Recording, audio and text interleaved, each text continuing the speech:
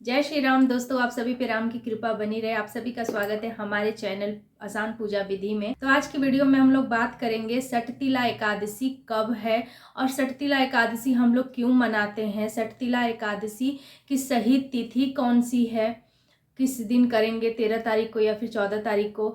सटतिला एकादशी क्यों किया जाता है और सटतिला एकादशी का सही मुहूर्त क्या है, समय, और उस दिन क्या करना चाहिए। तो चलिए वीडियो शुरू करते हैं और आपको बताते हैं। तो सबसे पहले हम लोग जान लेते हैं कि सटतिला एकादशी कब है और इसे क्यों मनाया जाता है। तो सटतिला एकादशी, देखिए जो एकादशी है सटतिला एकादशी, वो पड़ती है माघ मास के कृष्ण पक्ष की एकादशी तिथि को सटतिला एकादशी मनाया जाता है।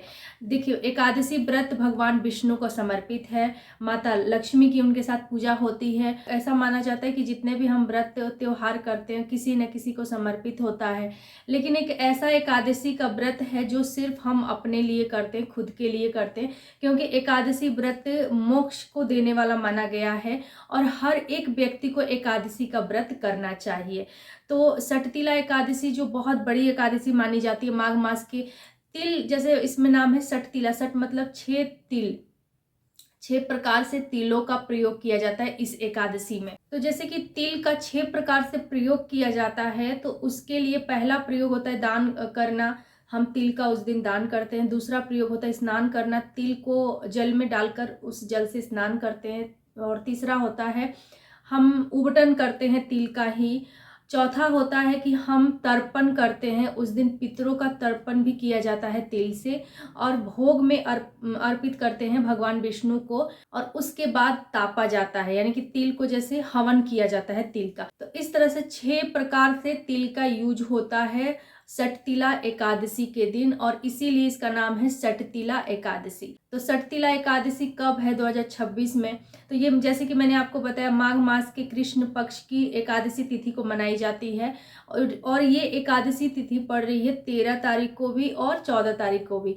तो आखिर हमें किस दिन सटतिला एकादशी को मनाना है, कौन सा तिथि सही रहेगा मनाने के लिए, कब एकादशी तिथि लग रही है, किस दिन लग रही है, कौन से डेट को लग रही है, ये भी जानेंगे। तो देखिए सटतिला एकादशी की शुरुआत जो है ना वो हो रही है 13 तारीख को, दिन है मंगलवार, और दोपहर के 3:18 मिनट से लग रही है एकादशी तिथि। ये लग रही है 13 तारीख को, ठीक है। और अगले दिन 14 तारीख को बुधवार दिन है और ये शाम के 5:52 तक रहेगी। तो मतलब उदया तिथि को देखते हुए इस एकादशी तिथि को हम लोग मनाएंगे 14 तारीख को, यानी कि दिन है बुधवार।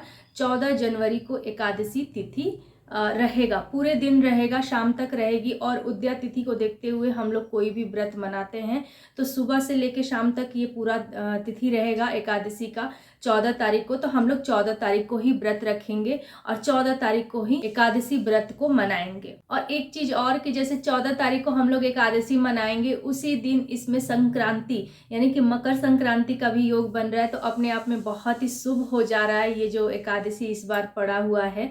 तो इसमें तिल का तो प्रयोग होना ही है, 6 प्रकार से हम लोग तिल का प्रयोग करते हैं और संक्रांति में भी हम लोग तिल का प्रयोग ही करते हैं। तिल का भोग लगता है, तिल को खाते हैं, तिल को दान करते हैं। तो दोनों जो तिथि है एक साथ मिल रहा है और बहुत ही शुभ संयोग है। चलिए जान लेते हैं कि हमें एकादशी पे व्रत के साथ साथ पूजा कैसे करनी है, पूजा विधि जान लेते हैं। तो बहुत ही संक्षिप्त में आपको बताएंगे कि आपको उस दिन पहले तो स्नान करना है। सुबह उठकर ब्रह्म मुहूर्त में उठकर आप स्नान कर लीजिए और भगवान विष्णु की और माता लक्ष्मी की आपको आराधना करनी है। आप उस दिन एक विष्णु भगवान की फोटो रखिए और लक्ष्मी जी के साथ, और उनके समक्ष आपको धूप दीप लगाकर और बैठकर एक विष्णु सहस्त्र नाम का पाठ उस दिन जरूर करना है, कथा सुननी है, विष्णु भगवान की लक्ष्मी जी की विधिवत पूजा करनी है। धूप दीप चंदन से उनको उनका प्रिय भोग अर्पित कीजिए। तो आप जैसे विधिवत पूजा करते हैं डेली में, वैसे ही आपको पूजा करनी है विष्णु भगवान की। और हाँ, एक सहस्त्र नाम का पाठ, और हाँ विष्णु सहस्त्र नाम का पाठ करना बहुत ही शुभ होता है। तो आप उस दिन जरूर करें और एकादशी व्रत की कथा जरूर सुने। और जैसे कि दान का महत्व होता है तो आप दान जरूर करिए उस दिन या फिर अगले दिन भी आप दान कर सकते हैं द्वादशी को, और दक्षिणा आपको जरूर से जरूर देना है। तो अब जान लेते हैं कि आपको एकादशी के दिन क्या नहीं करना चाहिए। तो एकादशी के दिन आपको नॉनवेज वगैरह नहीं खाना चाहिए। अगर आप व्रत में नहीं हैं फिर भी आपको प्याज लहसुन का सेवन नहीं करना चाहिए, नॉनवेज नहीं खाना चाहिए। बहुत जगहों पे चावल वर्जित होता है। एकादशी का व्रत आप करें या ना करें, आपको चावल नहीं खाना चाहिए। ऐसा माना गया है कि जब हम एकादशी का व्रत नहीं रखते हैं और उस दिन अगर हम चावल भी नहीं खाते हैं तो हमें आधा एकादशी का पुण्य प्राप्त होता है, यानी कि व्रत रखने का आधा पुण्य हमें प्राप्त होता है बिना व्रत रखे, अगर हम उस दिन एकादशी के वाले दिन चावल नहीं खाते हैं तो चावल नहीं खाना चाहिए आपको उस दिन। तो इस वीडियो में इतना ही। आप लोग चैनल पे न्यू हैं, पहली बार वीडियो को देख रहे हैं तो चैनल को सब्सक्राइब कर दीजिए और यहाँ पे जुड़ जाइए। यहाँ पे आपको इसी तरह की वीडियोस मिलती रहेगी पूजा पाठ से रिलेटेड। तो चलिए मिलती हूँ मैं आप सबसे अपनी ऐसी एक और नई वीडियो के साथ। तब तक ले जय श्री राम, जय हनुमान, हर हर महादेव।